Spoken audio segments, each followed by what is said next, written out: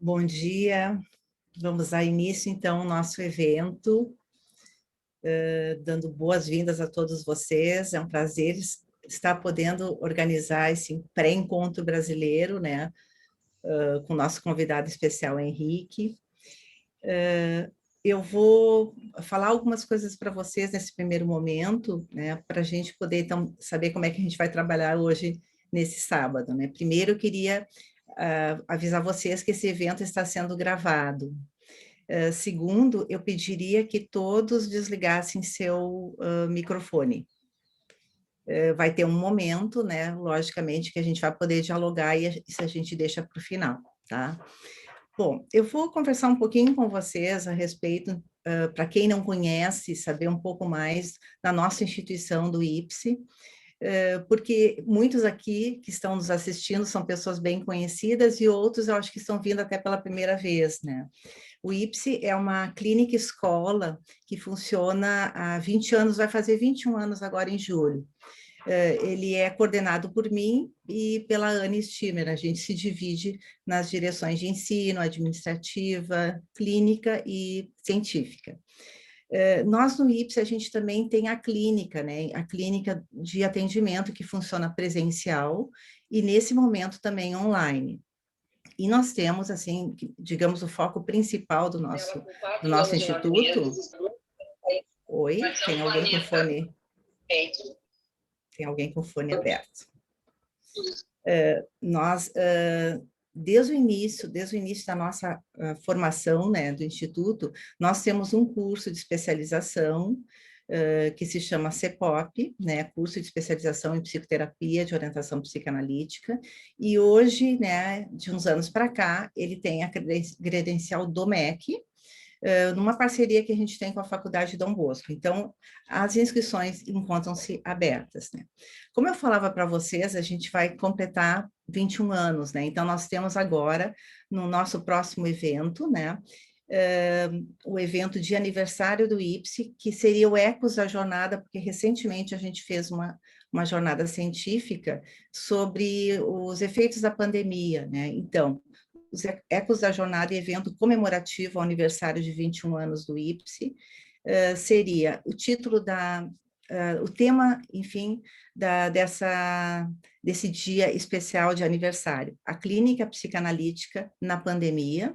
A palestrante será a Jane Santamaria, que é psicanalista da Associação Psicanalítica Mexicana.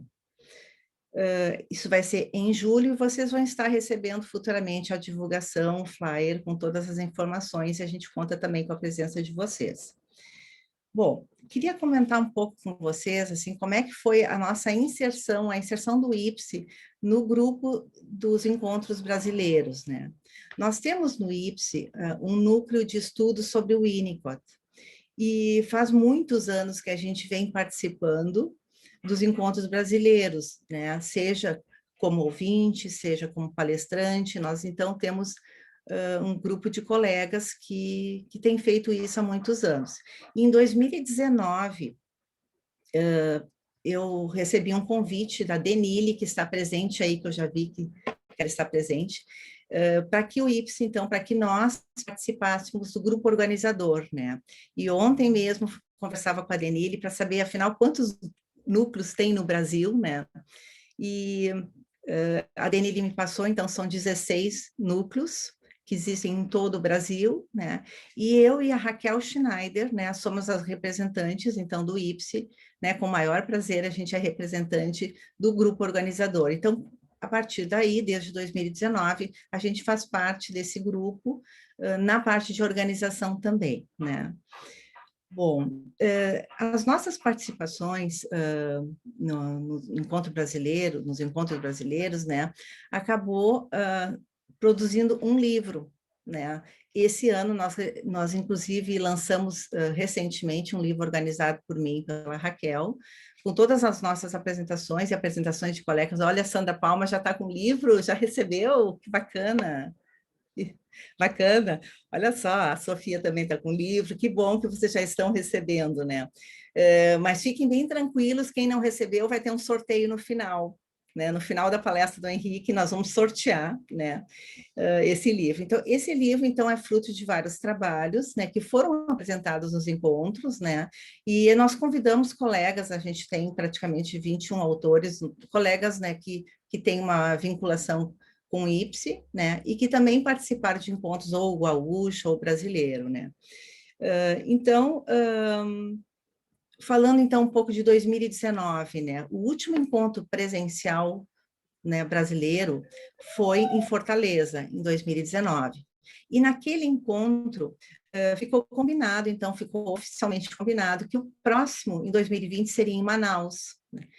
E o tema do próximo seria a capacidade de estar só, solidão e capacidade de estar só. Todos nós gostamos muito do tema naquele momento, né? Que foi lançado, todos achamos muito interessantes, né? E em fevereiro de 2020, né, estávamos reunidos em Manaus, né, para combinar, então, enfim, a organização. Conhecemos, assim, eu particularmente não conhecia e outras pessoas também não, Manaus, e visando, vamos pensar assim, o planejamento do próximo encontro. Aí chega a tal da pandemia em março, né? E mudou tudo, e mudou toda a nossa vida, né? Inclusive o encontro brasileiro, que acabou, então, não saindo, né?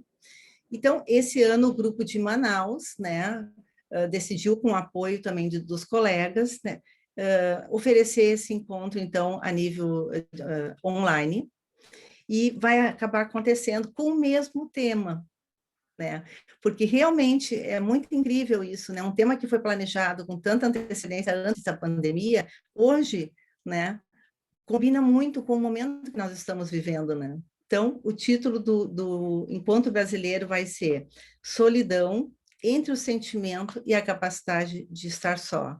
Então, certamente, vamos percorrer muito com esse assunto da solidão, dos nossos desafios, né, com a vivência da pandemia. Então, ele vai ser realizado totalmente de forma online, nos dias 24, 25 e 26 de setembro, e 1º e 2 de outubro, vão ser 2 finais de semana. Bom, então nós convidamos o Henrique, né, para fazer o nosso pré-encontro brasileiro no IPSE, né? E eu vou apresentar o Henrique, então, para quem não conhece, embora acho que a maioria já conheça, porque o Henrique circula bastante em todo o Brasil. Henrique Silva, então, é psicanalista, historiador e mestre em ciências sociais. Coordenador do Espaço Winnicott de Psicanálise da Percurso, para a oferta de seminários e grupos de estudo sobre a obra de Winnicott e Bolas. O título da apresentação será Quando o olhar não encontra o rosto, o sentimento de solidão na pandemia e a difícil recusa ao fim de festa. Um resuminho da apresentação que o Henrique vai discorrer com mais detalhes, é isso, a partir do significado do sentimento de solidão trazido por Winnicott, serão apresentados recortes da realidade brasileira que atravessam os diversos grupos sociais e os diversos espaços públicos para discutir-se a ameaça da solidão trazida pelo afastamento dos olhares e dos rostos e as nossas dificuldades em aceitar o fim de festa. Então, com a palavra, o Henrique.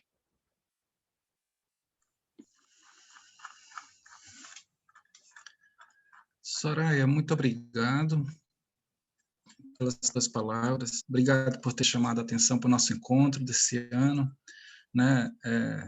É um desafio esse encontro online, vai ser o nosso primeiro também, né? Mas, enfim, está sendo pensado de uma forma a manter a nossa tradição de encontros, né, da melhor forma possível.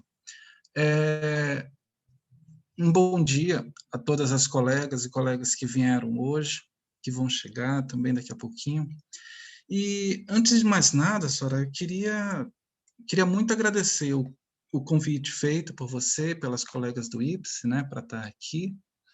É sempre, assim, eu imagino, uma honra muito grande, um desafio maior ainda poder estar próximo de colegas e profissionais que são tão competentes e queridos, né, e que me inspiram e me ensinam tanto, né? Você disse que eu circulo muito pelo Brasil, mas é isso mesmo, é atrás dos colegas, né, para escutá-los, ouvi-los, aprender, dialogar, conversar. Eu acho que os grupos Winnicott, eles têm uma tradição que me fascina muito, que é de permitir esses encontros de uma forma muito espontânea, de uma forma muito criativa. Toda vez que a gente formaliza muito as coisas, a gente acaba se dando mal, então a gente gosta muito de brincar nos nossos encontros, né? E isso deixa a coisa muito mais rica, muito mais leve. Então, te agradeço bastante, as colegas do IPS também, né, a quem parabenizo enquanto instituição, né, enquanto grupo, por tantos seminários, tantas oportunidades de estudo, né, principalmente agora com essa questão do online, trazida aí como possibilidade, e que tem oferecido a todos nós, né, fazendo a gente alargar as nossas possibilidades de encontro, né. Então, quando você me convidou para esse encontro, eu fiquei pensando, né, nós pensamos em alguma coisa sobre a pandemia e a solidão, e fiquei pensando em como extrair algo, né, dessa pandemia que possibilitasse uma contribuição aqui, né, com todos nós, uma contribuição onde a gente pudesse pensar um pouco da realidade e da teoria que nós estudamos, né. Eu acho que essa brincadeira assim, é muito interessante. Claro que o tema da pandemia e os seus efeitos psicossociais, né, especialmente relacionados à solidão, ainda está para ser melhor desvendado. E eu acho até que o nosso encontro de setembro e outubro vai ter boas surpresas com trabalhos, né, com relação a essa temática. E o que a gente vai tentar fazer agora, o que eu vou tentar fazer agora, são na verdade, algumas especulações, né, com base principalmente em questões que têm chegado desde o ano passado, né, ao consultório, e questões que surgem especialmente quando a gente se auto-observa, né, dentro desse contexto todo que a gente está vivendo.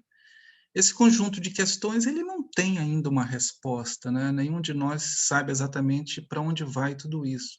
Mas a gente já tem a obrigação de ir pensando, né? O nosso paciente, ele nos coloca diante dessas questões e a gente precisa ir pensando sobre isso cada vez mais.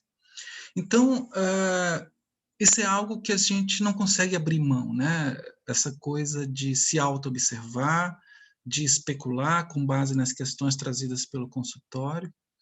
Eu acredito que é sempre dessa forma que a gente melhor, vamos dizer, se identifica com o nosso paciente, na tentativa de estabelecer com ele uma melhor compreensão, uma melhor comunicação, que eu acho que é o nosso grande objetivo inicial nos nossos trabalhos com eles, né, no consultório. Então, a questão é que, ao começar a pensar na pandemia, até para montar alguma coisa para a gente conversar hoje, eu me peguei muito, de início, tomado por algumas sensações de mal-estar. Pensar nesse tema trazia um certo mal-estar naquele momento. E aí eu fui percebendo que eu estava experimentando uma certa raiva, né, por ver, às vezes, tanta gente indo para as festas, para as aglomerações, né, termo que ficou aí difundido agora a todo instante, enquanto eu ficava por ali, às vezes, na maioria das vezes, tentando lutar para ficar um pouco quieto ali no meu canto, buscando algum tipo de proteção, pelo menos na maior parte do tempo, né, todo mundo se viu assim. Então, experimentando essa raiva, eu fui percebendo que, na verdade, o quanto eu estava tomado, especialmente naquele dia que eu comecei a pensar nisso, eu estava tomado por uma longa reportagem que eu tinha assistido na TV, longa mesmo, quase 2 horas e meia de reportagem, e que eu tinha assistido poucas horas antes e que falava justamente dessa questão, festas, aglomerações e tudo mais. E aí foi fácil perceber que pensar na pandemia, sentir raiva, de alguma forma eu estava tomado por essa reportagem. Nesse momento, né, quer dizer, isso tudo nos ajuda a pensar, porque antes que a agressividade começasse a crescer muito, eu fui experimentando um outro sentimento, né, que era o de uma certa culpa, porque, na verdade, ficava claro mesmo era que eu estava com muita vontade de também participar dessas festas, né, dessas aglomerações e tudo mais. Então, na verdade, a raiva estava ali a serviço de alguma coisa, né? Escondendo, talvez, ou reprimindo um sentimento que todos nós vivemos, né? Cada dia um pouco, em algum grau, que é o de voltar para a realidade, voltar para os encontros, voltar para os abraços, voltar para os olhos nos olhos, né? Como a gente diz. Enfim, ia ficando claro que eu estava em meio a um processo bem ambivalente.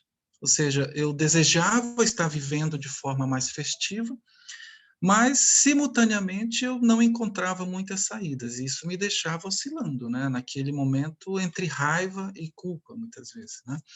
Para não sentir culpa, eu projetava a raiva sobre os outros, né? Esses outros que estavam na rua aí, e que, para não senti-la, por exemplo, eu acabava me deprimindo, me sentindo culpado pelos meus próprios desejos, né? Quem não se viu diante dessa questão em alguns momentos, ou quase todo dia, um pouquinho, né, durante todo esse processo, em maior ou menor grau, experimentando esses sentimentos contraditórios, ambivalentes, e que vão exigir da gente uma solução, um arranjo, ou arranjos diferentes, né, para a gente começar a imaginar que pode voltar a viver, né?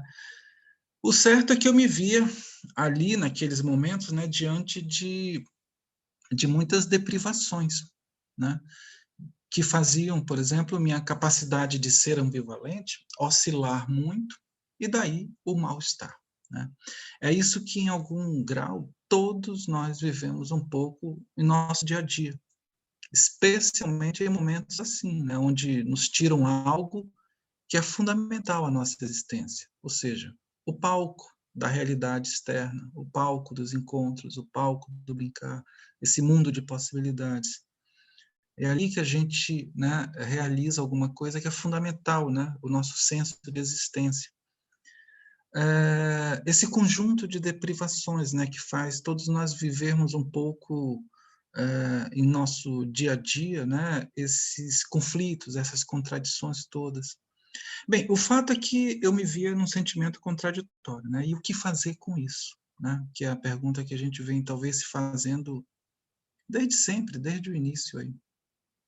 Só aos poucos é que eu fui conseguindo algum tipo de perdão, né? Tanto da raiva quanto da culpa.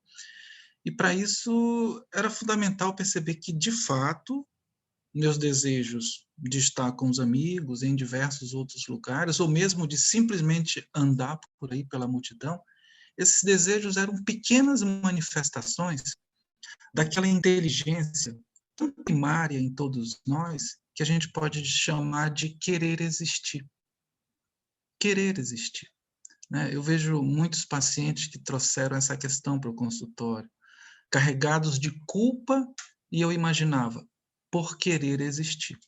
Ou seja, por querer estar na realidade, por desejar estar ali, e ao mesmo tempo num esforço enorme de reprimir aquilo. Por quê? Porque reprimir ficou no lugar, como solução possível para muitos desses pacientes, diante da ausência de um arranjo que levasse em conta a criatividade, que levasse em conta o brincar, que levasse em conta outras possíveis soluções trazidas pela vida, que não é essa que nós estamos perdendo ou perdemos em algum grau durante esse período todo.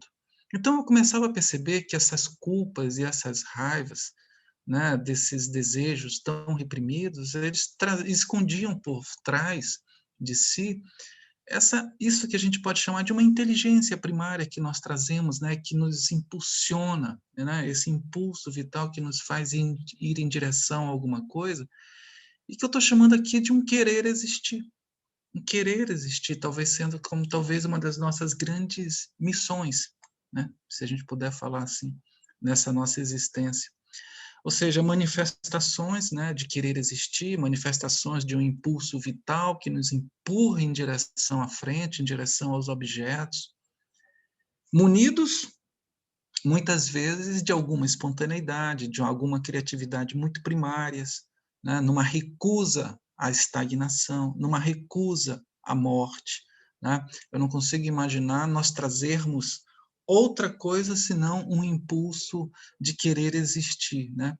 Talvez nós, em algum momento, os nossos pacientes apresentem para a gente isso que se chama de um desejo de morte, e que eu vejo muito mais como um fracasso desse querer existir, né? Uma fragilidade desse impulso vital, uma dificuldade, uma impossibilidade ali momentânea de poder se realizar nesse impulso junto ao mundo. E aí a morte deixa de ser um desejo para ser alguma coisa que fala de uma estagnação, né? De alguma coisa que me toma de assalto quando o meu querer existir é atingido. E todos nós, de alguma forma, experimentamos isso. né? Bem, o fato é que pensar assim, de alguma forma, me fazia sentir melhor e sem culpa, né? Eu só precisava encontrar um jeito específico de lidar com esses aspectos, às vezes muito contrastantes, né? De raiva, de culpa e tudo mais. Enfim, esse é só um pequeno exemplo de como é que a pandemia nos tem colocado, né, diante de questões duras e difíceis de equacionar. Não é muito simples, não. Né? Não é simplesmente seguir regras que estão aí. Isso mexe profundamente com nossas questões psíquicas, né? E é isso que nós, especialmente, precisamos lidar bastante todos os dias. E como exemplo dessas questões duras e difíceis de equacionar nesse momento de pandemia, eu posso citar duas aqui, né? A primeira seria como escolher entre efetivar a minha liberdade pessoal, né, carregada de desejos, de individualidade, e como manter-me num quadro de responsabilidade com o outro. Isso é uma questão que tem sido colocada diariamente para todos nós, às vezes até oficialmente como coisa de governo, ou de regras, ou de políticas, e que tem, pela mídia, enfim, e que cada um de nós experimenta como efetivar a minha liberdade e manter-me num quadro de responsabilidade com o outro. E a segunda questão, vou já comentar sobre essa também, a segunda questão seria como escapar às loucuras que certos desejos em cada um de nós nos colocou mais próximo, né, dessas loucuras, e manter-me, ao mesmo tempo, na sanidade. Eu chamo de loucura aquele conjunto de desejos que começaram a surgir e de necessidades que começaram a surgir num ritmo muito forte, justamente em função das nossas deprivações e que nos deixaram, né, muito próximos do terreno disso que a gente pode chamar de uma certa loucura. Então, como manter-me, né, ao mesmo tempo dentro do contexto da sanidade e escapar, né, das loucuras que os nossos desejos nos empurravam, né, a cada dia e nos empurram a cada dia? São dois grandes desafios, eu acho que não só dessa pandemia, mas eu acho que são dois grandes desafios do ser humano em qualquer tempo, em qualquer lugar, em qualquer sociedade, né? Porque são duas questões que, se a gente observar direitinho, liberdade pessoal e responsabilidade com o outro, e de outro lado, loucuras trazidas pelos desejos e manter-me na sanidade, são duas questões que falam do nosso amadurecimento, né, que estão ali no nosso processo de amadurecimento. E a gente vai ter que encontrar arranjos para essas duas grandes questões. Na verdade, o que eu quero trazer aqui, depois para a gente discutir também, é que, do meu ponto de vista, são duas questões falsas. Elas não estão aí para serem resolvidas, né? Primeiro, porque o exercício da minha liberdade como uma pessoa total, integrada, portanto, já fruto de algum amadurecimento, só pode se dar no contexto da minha responsabilidade sobre os meus atos e da preocupação com o outro. Eu não consigo ver um bebê ainda não integrado livre. Eu vejo a liberdade como fruto de uma conquista do processo de amadurecimento, né? A não ser que seja aquele conceito de liberdade que teimam em associar as nossas fases mais primitivas, narcísicas e onipotentes. Mas aí eu acho que é um conceito que não se aplica. Então, veja, é uma questão falsa, em primeiro lugar, porque o exercício da minha liberdade como pessoa total e integrada só vai se dar no contexto da minha responsabilidade, então, sobre os meus atos e a minha preocupação com o outro. O outro visto também como uma pessoa integrada e total, e não como uma extensão de mim mesmo, como se fosse um objeto fetiche, né? Para o meu brincar, vamos dizer, fetichista, né? E nem um pouco transicional. Bem, o fato é que me parece que é isso que o processo de amadurecimento nos mostra, né? Que nós vamos efetivando a nossa liberdade no contexto da responsabilidade com o outro. Não é à toa que o Winnicott nos ensina a pensar no processo de amadurecimento, praticamente culminando, né, e sendo sempre um objetivo nosso, aperfeiçoar, esse momento em que nós finalmente podemos dar conta das nossas ambivalências, alcançando uma capacidade de preocupação com o outro, para que as nossas relações interpessoais possam se dar num quadro de saúde, né? E não num quadro de adoecimento, de dependência e tudo mais. Bem, o fato é que, então, me parece que a gente parte de uma situação de onipotência para, enfim, descobrirmos a nossa humanidade mais tarde. Né? Uma humanidade sempre marcada pela incompletude, para que, a partir daí, nós tomarmos o mundo, então, né? O mundo da realidade, o mundo dos objetos, já não mais como um princípio da realidade, mas como aquele jeito winnicottiano de falar, né? Mas como uma fonte de experiência para nós vivermos de forma criativa. Né? Saímos de uma situação de onipotência, passamos por toda uma trajetória de amadurecimento para alcançarmos, então, essa capacidade de podermos olhar o mundo dos objetos como uma fonte de experiência. Eu gosto de usar aquela expressão, um palco de possibilidades para o nosso brincar, né? Para que nós possamos viver as experiências. Né? Então, veja, não se trataria de uma escolha entre liberdade e responsabilidade, como eu vejo, e todos nós vemos, talvez, muitas reportagens, muita gente falando, muita gente dizendo, e até em voz grossa, que, não, em nome da minha liberdade eu posso fazer isso. Né? Então, na verdade, para mim, não se trata de uma escolha entre liberdade e responsabilidade. Né? Do contrário, eu vou estar ali numa posição de um bebê, reivindicando minha permanência em um estado de satisfação plena, né, de minhas necessidades, e não terei, talvez, nem um pouco amadurecido para lidar com as minhas frustrações, descobrir o brincar e o uso dos objetos. Que a gente costuma pensar assim, né? Não, precisa descobrir as frustrações, a gente precisa avançar e dizer, precisa lidar com as frustrações e também descobrir o brincar, descobrir o uso dos objetos, que nos permite viver bem a vida, né? Não só lidando com as frustrações. Precisamos, portanto, escapar à onipotência e até mesmo saudar as frustrações, né? Que nos dão a chance, portanto, de nos reconhecermos incompletos para, enfim, podermos ter encontros com os outros. Né? Eu vejo o processo de humanização dentro do amadurecimento como algo que nos salva da onipotência. Né? Às vezes a gente se depara com certas leituras que parecem fazer um elogio, né, um elogio indireto à onipotência através de uma glamorização da perda ou do fracasso do desejo ou da incompletude. E eu vejo que, na verdade, por isso que eu usei essa frase aqui, talvez nós precisemos saudar as frustrações como uma possibilidade de escaparmos à onipotência. Né? E eu vejo que a pandemia nos mostrou muito isso, o quanto um recuo à onipotência ele traz consigo o adoecimento. Saudar a frustração enquanto possibilidade de nos reconhecermos incompletos e, portanto, termos a chance de continuar amadurecendo ao encontro dos outros. Né? O outro agora não mais como um objeto subjetivo, mas um objeto enquanto um objeto com o qual eu posso me relacionar num outro nível, né? Enquanto uso de objeto.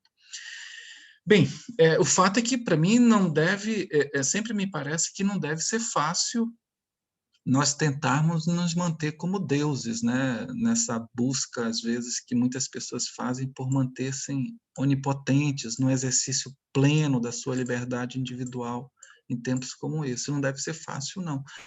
Aí eu fico pensando nesse momento, né, como diria o Freud lá atrás, né, como pais da horda, né, que alguns tentam se manter nesse momento como pais da horda, que negam a todo instante ceder em seus desejos, reconhecer sua humanidade, né, onde a única chance de sermos um todo é a partir dos encontros com o outro e não com a exclusão do outro. Eu tenho observado muito isso e vejo esses sentimentos de onipotência hoje como isso, né? Uma espécie de tentativa de realizar essa coisa do pai da horda mesmo, né? Bem, em segundo lugar, eu disse também que tinha uma outra falsa questão, né? Eu digo que se trata de falsas questões porque também não se trata de lutar para escapar das loucuras dos desejos para manter-me na sanidade. Também me parece uma falsa questão essa daí, né? Por quê? Eu acredito que, e acho que vocês concordam, né, que a pandemia ela nos jogou em algum grau no terreno da loucura, todos nós. Né? Visitamos por ali, ficamos pertinho, dormimos com ela de vez em quando, namoramos por ali, né? Porque a loucura, de alguma forma, ela assume que característica? Né? De nos colocar muito próximo de aspectos da não integração, daquela coisa. Não que eu esteja associando a loucura com o bebê, não é isso. O Winnicott já resolveu essa questão para a gente. Mas nos coloca muito próximo da não integração e de nós experimentarmos ansiedades num nível muito intolerável, às vezes. Então, aspectos e conquistas da nossa integração se viram e se veem muito ameaçados ainda, né, diante de todo esse quadro. O nosso self se viu fragilizado. Né? Consequentemente, a gente pode dizer que nós nos vimos muito próximos de incertezas, né? Incertezas que faziam a gente escapar, né, de qualquer pensamento, às vezes lógico. Então, muito natural que todos nós experimentássemos medos, ansiedades, e daí brotasse um sentimento de solidão muito forte. Nos vimos, muitas vezes, né, um pouco mais próximos da loucura, distantes da sanidade. E, em meio a esses temores, nós passamos, sim, a negar muito de nossos desejos, reprimimos de forma muito mais intensa outros, né, pensamentos e ideias. E isso tudo foi abrindo as portas, né, para defesas muito mais rígidas e, portanto, naturalmente, para a experimentação de sentimentos como de solidão, de agressividade, humores ansiosos, depressivos, isso tudo que veio jorrando dentro dos nossos consultórios, mas especialmente dentro de nós mesmos. Dentro de nós mesmos. Né? Talvez nós tenhamos vivido com a pandemia uma fase onde todos nós que somos profissionais nunca tenhamos experimentado antes com tanta intensidade, que é o de paciente e profissional estarem vivendo situações de ansiedade e angústia muito semelhantes, em níveis muito parecidos. E isso, por si só, já gera trabalhos maravilhosos, eu tenho certeza, né? Que daqui a pouco vai sair muita coisa cada vez melhor. Então, diante desse quadro, a nossa sanidade, eu imagino, ela só pode ser entendida também enquanto um instável equilíbrio entre as nossas loucuras, né? De alguma forma, o Winnicott já nos ensinava isso quando ele dizia que o nosso processo de amadurecimento, repleto de muitas conquistas, ele não pode ser entendido como definitivo.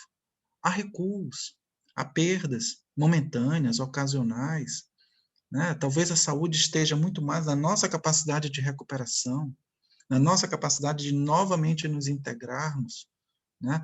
Mas há perdas, né? O nosso envolvimento com a realidade, ele nos coloca em permanente, vamos dizer, contexto de teste acerca das nossas capacidades conquistadas, né? Do nosso amadurecimento.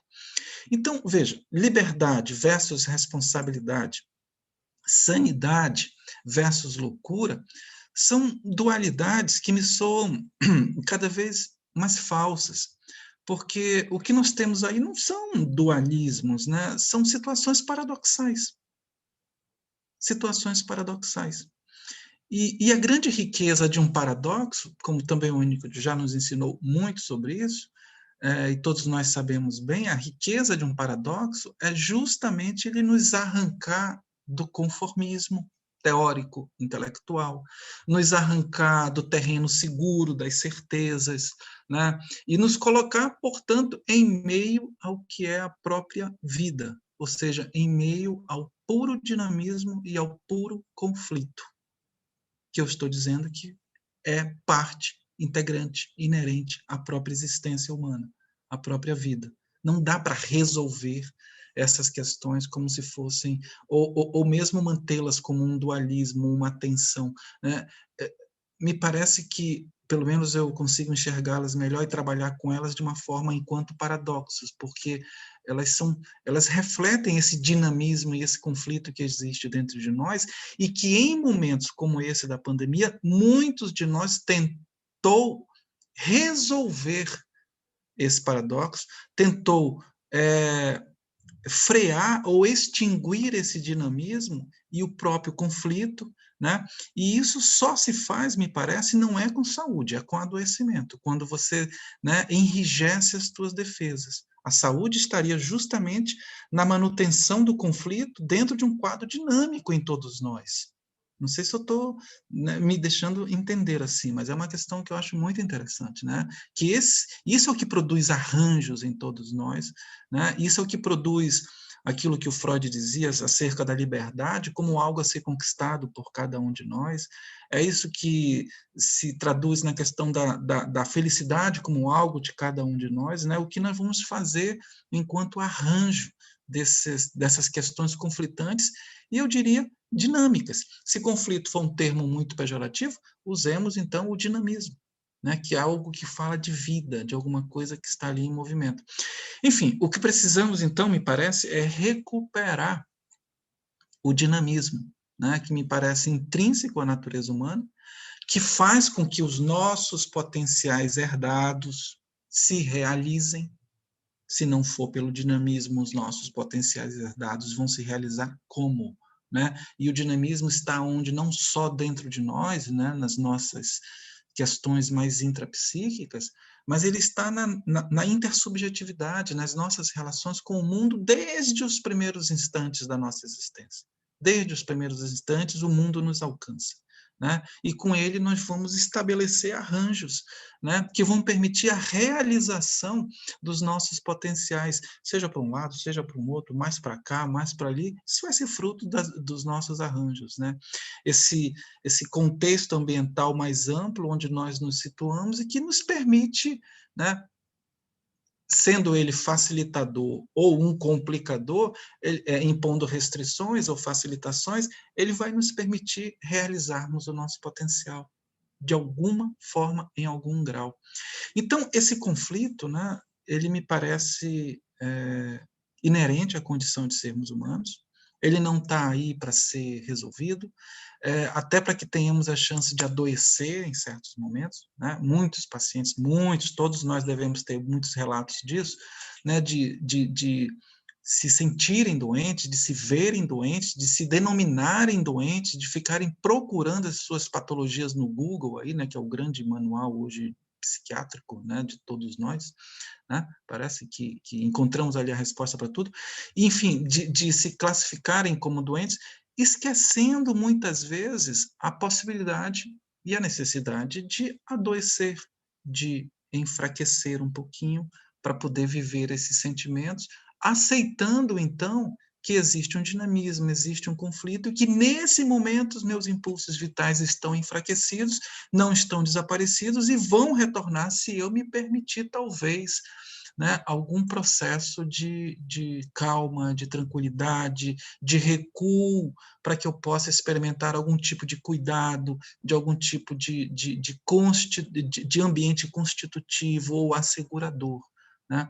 Isso em si já ajudava muitos pacientes e ajuda a cada um de nós a perceber que nós necessariamente não estamos doentes, nós estamos ou vivemos muitos processos em que muitas das nossas capacidades se enfraqueceram e talvez o melhor a fazer seja, por vezes,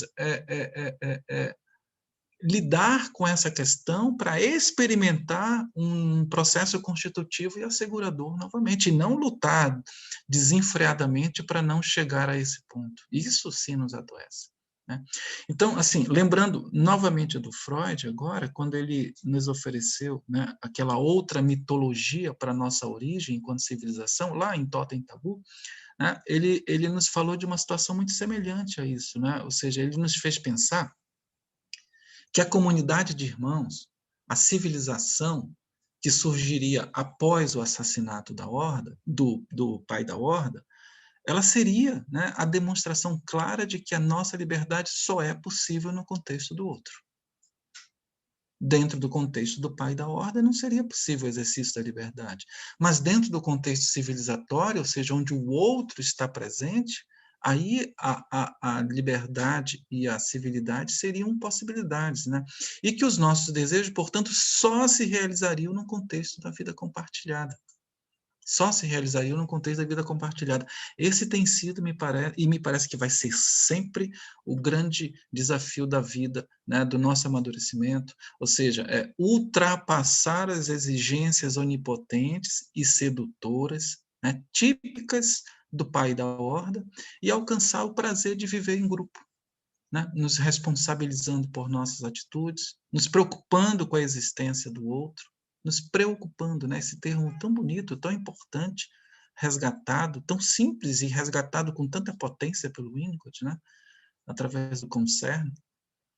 O que vejo, então, assim, por exemplo, no processo de amadurecimento deixado por Winnicott, né, para todos nós, é uma demonstração, talvez, né, de como essa mitologia freudiana lá do Totem e Tabu, e depois na análise que ele faz também lá do mal-estar na civilização, nos mostrar como se efetiva na concretude da vida humana e do amadurecimento, né, esse processo de busca e de encontro com o outro, dessa comunidade, dessa civilização. Eu acho que o Winnicott nos contribui muito para entender alguns dos dilemas e impasses, né, alcançados pelo Freud nessas duas obras, tanto no Totem e Tabu quanto no Mal-Estar da Civilização, né, nos mostrando né, nos esmiuçando esse processo de escapar da onipotência e alcançar o outro, né, nessa vida compartilhada. Processo repleto de conflitos, de dinamismo, né, que fazem parte, portanto, da natureza humana e que nos deixa sujeito a avanços, recuos, experimentações de liberdade, contenções de nossos desejos em respeito ao outro, em respeito à nossa própria né, sobrevivência. Não há como resolver esse dinamismo, né? Ele existe, nos constitui como uma lembrança talvez de tempos muito primitivos e iniciais, de não integração, nos mantendo ali próximos de uma ideia acerca da loucura, né? Então, se a pandemia ela nos colocou mais próximos da loucura, foi porque nós experimentamos muitas restrições em nossa liberdade e no atendimento à satisfação aos nossos desejos, às nossas necessidades. E o modo como nós lidamos antes ou agora, ou vamos lidar com essa questão, é que me parece vai refletir muito os medos, os nossos sentimentos de solidão, as ansiedades que nós experimentamos, né? E que, por sua vez, vão definir os caminhos que nós vamos tomar, cada um de nós, individualmente ou em grupo, em meio a essa crise, né?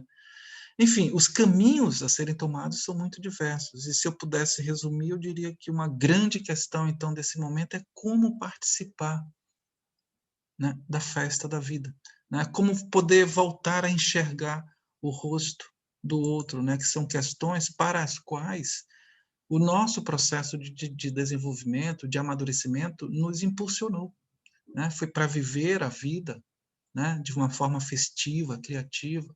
Foi para poder enxergar o rosto do outro e com ele estabelecer um vínculo. Foi para isso que nós amadurecemos.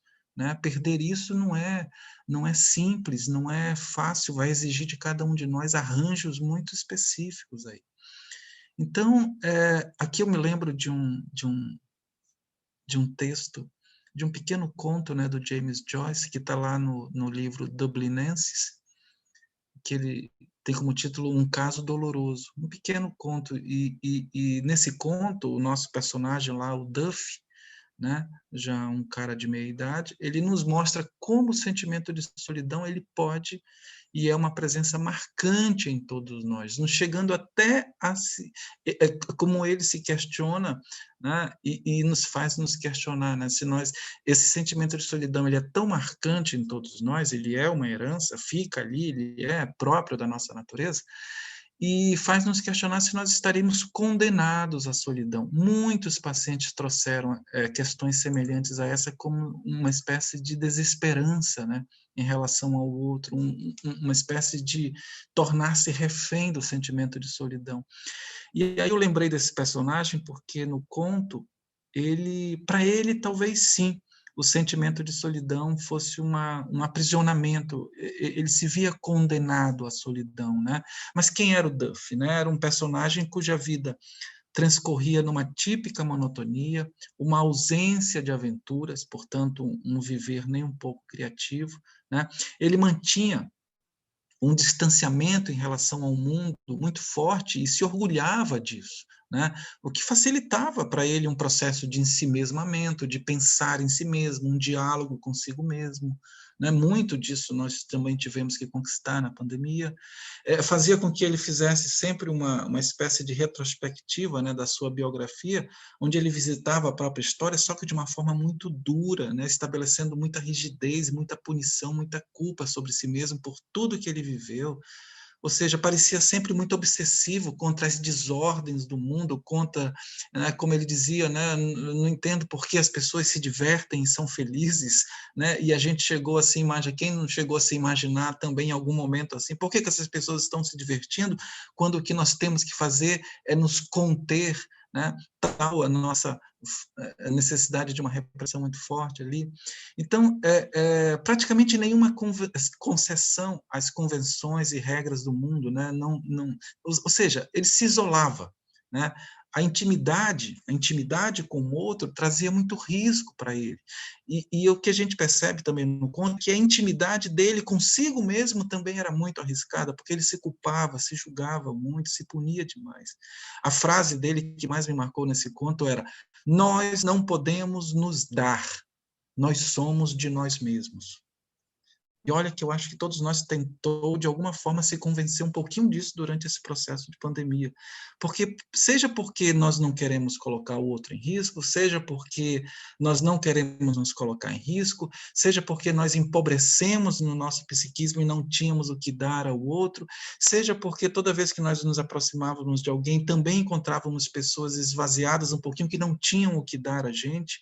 Ou seja, todos nós experimentamos algum tipo de retração, né, na nossa vitalidade, né, a ponto de coincidir um pouco com o que ele dizia também, onde para ele todo vínculo é um vínculo para o sofrimento. Ou seja, com isso, o último trecho do conto com isso ele se bania da festa da vida, né? Se afastava, coisa que nós fizemos e estamos fazendo em algum grau também. Bem, não dessa festa, nós também nos sentimos banidos da festa da vida. A questão é nós pensarmos, né, qual o caráter dessa festa que nós estamos desejando e qual a que muitas pessoas também estão desejando, né? Ou seja, não dessa festa que parece soar como uma espécie de negação do outro, uma afirmação das minhas necessidades narcísicas, né? Mas da festa que é a vida enquanto uma fonte de objetos do mundo, né, que se oferecem para o meu brincar criativo. Essa é a festa da vida, né, para a qual todos nós nos preparamos com o nosso amadurecimento. Então, assim, em que pese o sentimento de solidão poder ser um sentimento marcante em todos nós também somos habitados pela nossa capacidade de estar só, né? Também somos habitados pelo impulso original de querer existir, de querer viver, por esse impulso de querer viver essa festa da vida, né? Esse é só um dos aspectos que o dinamismo assume em todos nós, que o conflito assume em todos nós. No dia 7 de maio, agora, ainda estamos em maio, né? Nesse último dia 7 de maio, eu me deparei com uma matéria no Estado de São Paulo, no jornal, e a manchete era mais ou menos assim, né? Chance de ser melhor. Era uma referência direta à possibilidade de que essa pandemia pode resultar em contribuições para a evolução humana. Esse era o tom da reportagem. E a pergunta poderia ser mais ou menos assim, né? Poderia a era pós-Covid ser de mais solidariedade? Né? Claro que é uma pergunta legítima e nós podemos encontrar argumentos para isso na realidade, sim, porque nós temos presenciado muitos avanços, né? E me parece evidente que, em termos individuais, por exemplo, muitos de nós tivemos a oportunidade de promover boas mudanças nas nossas perspectivas de vida. Nós podemos, por vezes, nos deparar com um mundo interno muito rico, com uma capacidade, né, de estar só. Nós nos tornamos, né, estou falando nós de uma forma muito geral, assim, muitos de nós nos tornamos, vamos dizer, menos consumistas, aprendemos a consumir de outras formas, aprendemos que muitas vezes nós podemos, né, ter mais recursos guardados ali para coisas mais urgentes e com um valor diferente. Passamos a valorizar aspectos mais simples da convivência humana, né? Descobrindo um pouco mais a importância desse outro que às vezes está muito próximo de nós e nós não descobrimos a importância dele né, tão completa para a nossa vida, né? Ou seja, esses que conseguiram esses movimentos de interiorização ou de um caminhar um pouco mais calmo e tranquilo no mundo, eu diria assim, né, já que o nosso mundo se encolheu um pouquinho mais, eu diria que estão ganhando algo significativo com a pandemia, né, pois estão tendo bons encontros consigo mesmo. Estão adquirindo capacidades, vamos dizer, muito maduras de encarar a vida sem a necessidade de grandes distrações da realidade externa. Porque há um tempo atrás, todos nós fomos convidados a entrar numa fase, e vivemos nela, onde a vida nos é oferecida como se fosse uma grande feira, onde todos tentam vender o seu produto da melhor forma, ou seja, tentam nos vender a grande distração para a nossa existência. Distração que não dura muito, né? Porque você tem que se distrair de novo de uma forma diferente e intensa logo em seguida. Então, uma das conquistas dessa pandemia talvez seja, e eu observei isso em algumas pessoas, né, e a gente tenta aprender também, é essa, de andar com mais calma, de andar com passos mais curtos. Porque com passos mais curtos e com mais calma, eu consigo observar o mundo que está ao meu redor e me distraio um pouco daquela tentação sedutora de querer observar um mundo que está muito à minha frente e que exige de mim que eu ande correndo pela vida, como se eu tivesse a promessa de ser feliz lá na frente, né? Lá na frente. Isso é preocupante. Né? Em suma, o máximo que eu posso dizer acerca dessa reportagem é que, por exemplo, assim, não dá para a gente se atrever a fazer qualquer extrapolação ou generalização, não. Eu, pessoalmente, eu não consigo olhar para a sociedade como um todo agora e vê-la evoluindo nessa direção que o repórter, por exemplo, colocou como título e para nos instigar mesmo, né? Chance de ser melhor. Não sei, justamente porque os parâmetros, né, as balizas da sociedade, que ainda norteiam o todo, continuam ainda muito fortemente sustentadas em aspectos, vamos dizer, né, que acabam dando uma autonomia muito forte aos nossos impulsos agressivos, né? Ou seja, narcisistas, muitas vezes. Né? Então, em suma,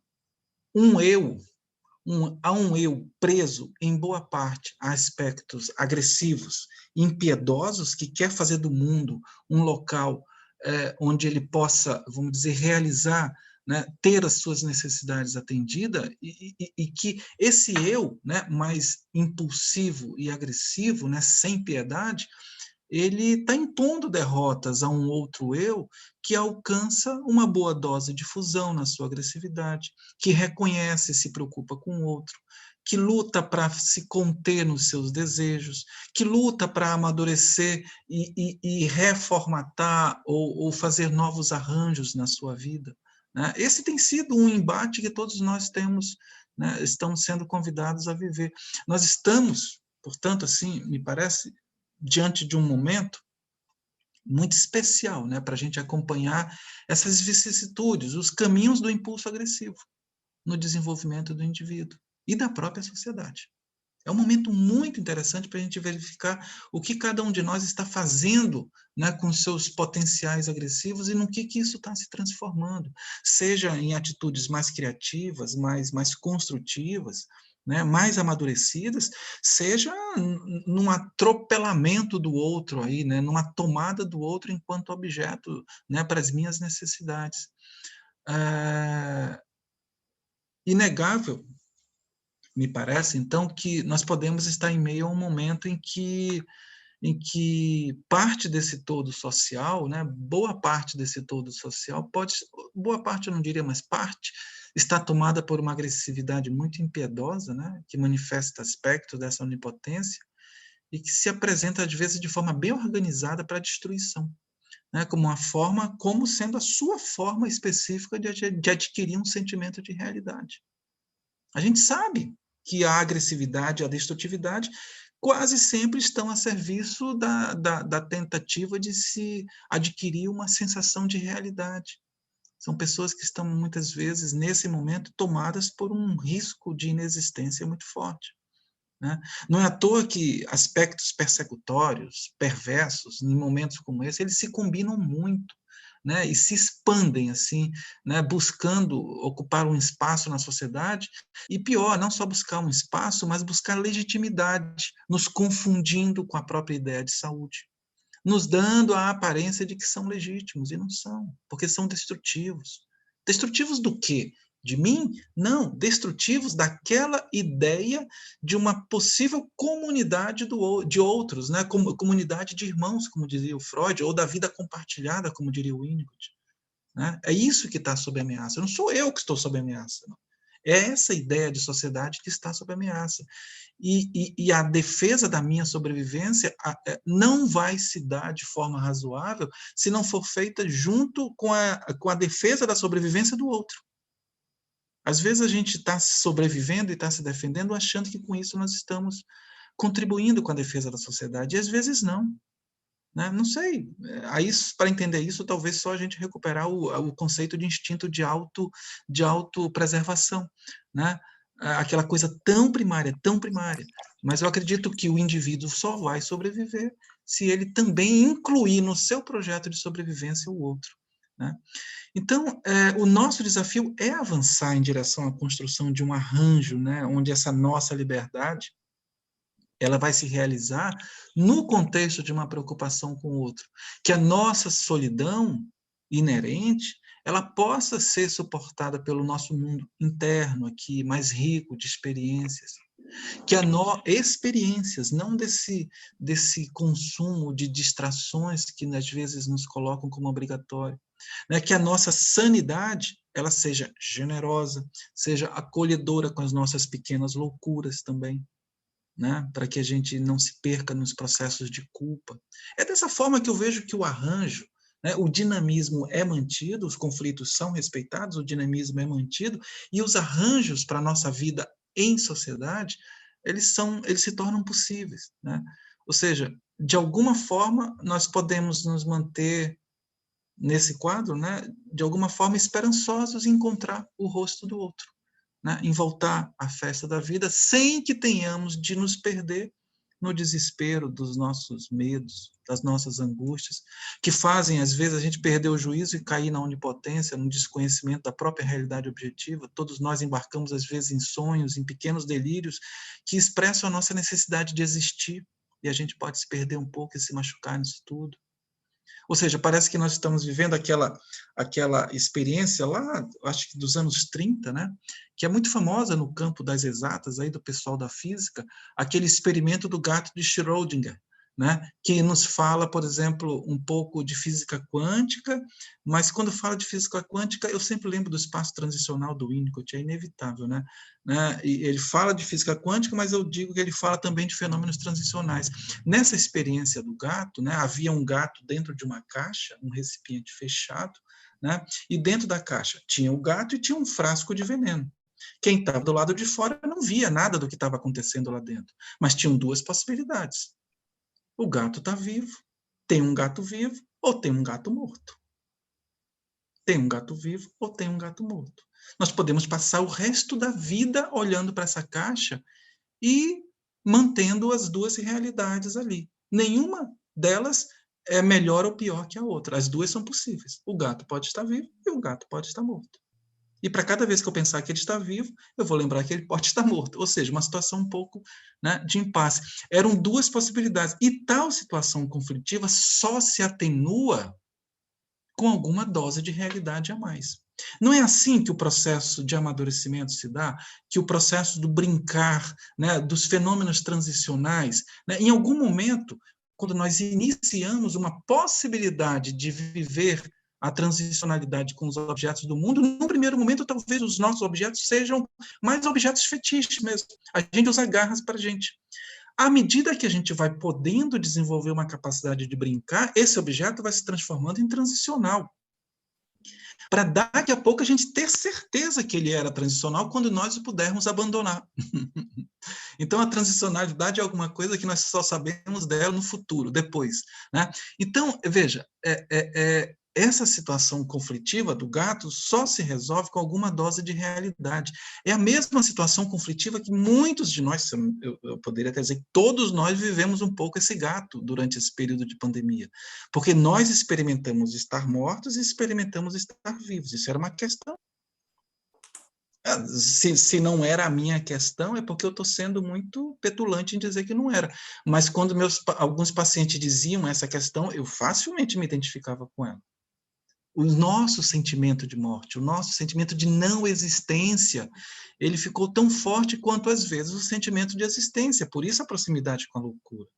Ou seja, nós precisávamos, como o gato precisava, ou todos que observavam o gato precisavam, de uma dose de realidade a mais. Ou seja, era preciso abrir a caixa para nos depararmos com o estado, talvez, efetivo da situação. Não é assim que a criança, né, se depara, né, saindo de uma situação de pura subjetividade, avançando para uma situação de objeto subjetivo, para, enfim, alcançar a possibilidade de observar o objeto enquanto um objeto outro, né? Ou seja, da realidade com o qual agora ele pode fazer um uso. Esse é o outro, é aí que o outro surge na nossa vida, né? Nós precisamos sair desse impasse que nós ficamos presos, né?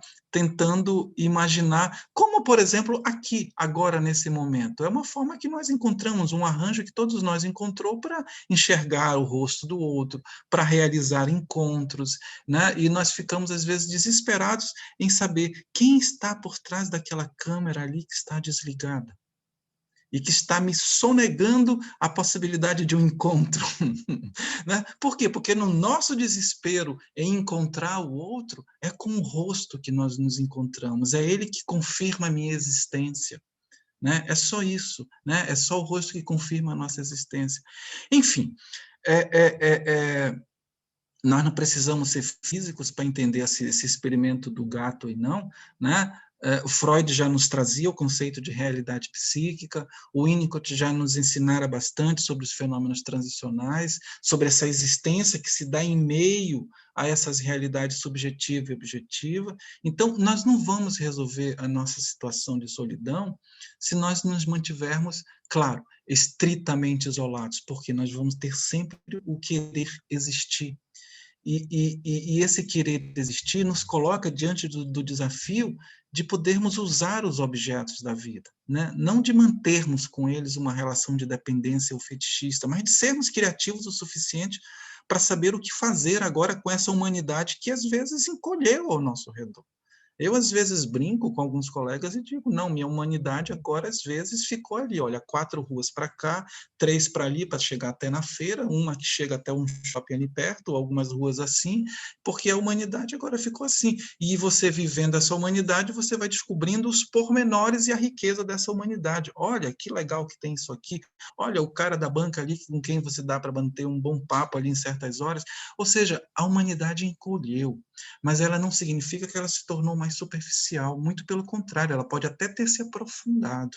Lembra do Manuel de Barros, quando ele dizia que meu quintal é maior que o mundo? Talvez a gente tenha que aprender alguma coisa nessa direção, alguma coisa, e que não seja só por causa da pandemia, mas que seja para fundamentar melhor essa nossa questão de querer existir, de querer viver, né? Eu falei sobre o rosto, e aí eu fico lembrando o quanto o rosto do outro ele garante esse nosso intercâmbio com a realidade. Ele nos coloca em interação, ele nos permite o uso do objeto. Por isso nós precisamos tanto, né, ver o outro. Por isso que às vezes a gente tem colegas que dizem assim, não, eu não quero mais, eu não me contento mais em te ver pela tela, eu quero te ver pessoalmente. Por quê? Porque nós sentimos falta de alguma coisa a mais, né? Porque o rosto, primeiro o olhar, primeiro o rosto, depois o olhar, depois vinha a necessidade do toque, né? Enfim, tudo vai tendo, né, uma espécie de maior completude. O Sartre, por exemplo, tem uma frase dele onde ele diz muito interessante assim, que o rosto ele é o suporte do olhar. Nós precisamos do rosto do outro. Nós estamos em busca disso durante muito tempo. E quando eu penso nessa frase do Sartre, o rosto como suporte de olhar, eu penso naquilo que o Winnicott dizia, o brinquedo, então, como sendo talvez o suporte para o brincar. E às vezes nós estamos fazendo um uso equivocado do brinquedo, a pessoa, a vida, né? Tomando para as nossas necessidades, quando seria só um suporte para o nosso brincar conjunto, né? Enfim, hoje uma outra frase que eu poderia, agora, eu lembrei também que poderia usar para contribuir com a questão do rosto e do olhar, é uma frase de um sociólogo também do início do século XX, Simmel, onde ele dizia que o olhar é um vínculo, o olhar é o garantidor do vínculo, né? Tudo isso, o Winnicott, de alguma forma, ele nos ensinou também muito sobre a importância do rosto, né? O nosso primeiro espelho. Nós necessitamos dele, e é por isso que às vezes nós enlouquecemos, porque nós tentamos reprimir o nosso instinto de querer existir, o nosso instinto de querer existir, que significa encontrar-se com o outro, para poder aí sim ter uma vida compartilhada. E foi por reprimir isso tanto tempo que muitos de nós adoeceu, né? Adoecemos durante esse período, ou muitos de nossos pacientes. Ou seja, o desafio do encontro e do brincar é justamente, então, me parece, o desafio de descobrir o outro novamente, né? De descobrir o mundo enquanto um campo de possibilidades, de desafios. Mas e quando nós não alcançamos o outro e mantemos os objetos enquanto uma extensão de nós mesmos? Não há encontro. É uma grande bobagem a gente acreditar que muitas festas que andam pela vida são festas para encontros e para brincar. Não são. Não é assim que eu vejo, não. Né? Porque não há busca pelo outro, não há busca pelo rosto. O que há é uma busca, às vezes, por uma satisfação das minhas necessidades. Né? É preciso a gente ter cuidado em saber que tipo de festa, em que tipo de festa a vida se transformou, porque ela é uma festa. Né? O que existe nessas situações onde não há uma busca pelo olhar do outro, é que o mundo deixa de ser um campo de possibilidades. Eu posso até estar no meio de uma multidão, mas ele deixou de ser um campo de possibilidade de encontro, de brincar. Ele vai se transformar no quê? Numa promessa de experiências que vão me arrancar do meu entorpecimento, talvez diário, né, que a vida às vezes impõe, vão me jogar no mundo fetichista, sintético, ausente de relações, embora com muita proximidade, muitos esbarrões, eu nem diria toque, mas esbarrões, onde eu vou buscar formas de me aliar, né, em relação à realidade, me afastar em relação à realidade, para viver alguma coisa que, ainda que por algumas horas, seja talvez um sentimento de plenitude, onde eu vou desaparecer um pouco do mundo, mas vou desaparecer também muito de mim. E isso tem sido muito o caráter, né, a natureza que a festa contemporânea se tornou uma promessa de uma fuga de um entorpecimento da vida para que eu caia num outro entorpecimento, onde o resultado é eu prescindo agora do outro, não necessito mais do outro, a não ser enquanto um objeto fetichista, ou então eu desapareço de mim mesmo, imerso a questões que simplesmente me fazem desaparecer um pouco da vida por algumas horas. Ou seja, o que existe aí, nesses casos, é uma tentativa da gente quebrar nossos limites, nos colocarmos num certo transe, mas nesse momento eu não vou mais em direção ao outro, nem em direção ao encontro. O brincar deixou de ser uma possibilidade, o viver criativo ficou distante e o único outro que existe é o outro como extensão de mim mesmo. Aí a situação complica. Voltamos a um terreno perigoso da defesa da nossa liberdade, da defesa do nosso desejo, esquecendo que tudo isso só vai se dar e só vai se realizar de forma saudável se eu levar o outro em conta. Gente, é isso. Desculpem se eu me estendi bastante, mas acho que tem um tempinho para a gente conversar, né? Obrigado. A gente que agradece, Henrique, pelas tuas palavras, assim, sempre com essa fala calma, profunda, de fácil compreensão, e eu acho que tu nos tocou muito, assim, porque eu acho que todos nós nos identificamos, né? Que nós estamos vivendo isso, não são os pacientes, nós estamos vivendo isso, né? E eu deixo aberta, então, a palavra para quem quiser, né? Podem se inscrever pelo chat. No chat já tem comentários e perguntas, né? Vamos pesquisar aqui. Eu vi que tinha um comentário da Ana Melgaço, foi a primeira que comentou. A Ana está por aí, tá? Ela diz: todos os animais vivem no presente, os humanos não. Daí inventaram a esperança. Ouvi num filme. O que você pensaria sobre isso, Henrique? Não sei se a Ana quer comentar, e aí o Henrique Cadê a Ana? responde. Cadê a Ana? Linda. Oi, Ana. Ana, teu som. Teu som, Ana. Pronto. Não, está tudo ótimo. Eu só queria mesmo ouvir o Henrique, porque isso é algo que eu vi num filme muito polêmico. Alguns detestam, outros gostam muito. É um filme que é muito famoso entre os cinéfilos na atualidade, que é o Estou Pensando em Acabar com Tudo. Então, tem essa fala no filme que sempre me chamou muita atenção. Aí, de repente, eu queria te ouvir um pouco. Eu vou repetir a fala, tá? Todos os animais vivem no presente. Que isso nunca tinha me chamado a atenção. Todo presente. Os humanos, não. Daí inventaram a esperança. Porque eu não ouvi você falar em esperança, ou falou pouco na esperança, que é algo trazido por Winnicott, que para mim é assim, muito importante, fundamental.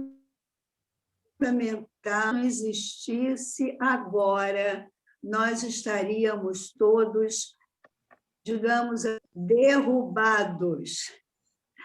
Você pode falar alguma coisa, Henrique?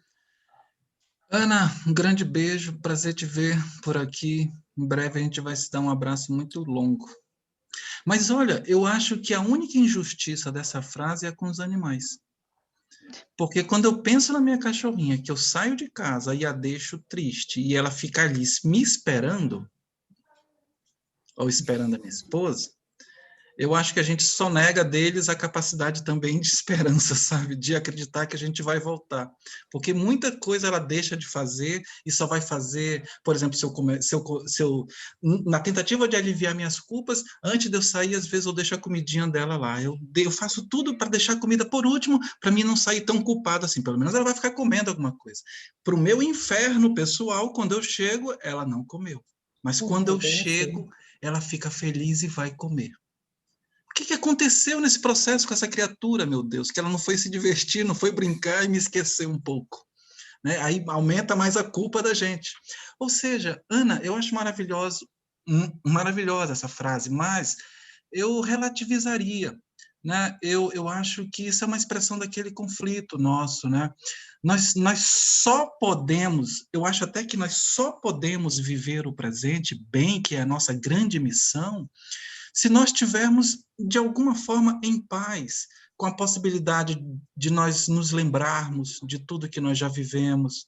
Né? Eu fico imaginando caminhar por uma rua, lembrando do que eu fiz ontem, lembrando do que eu fiz, e, ao mesmo tempo, lembrando do que eu tenho que fazer.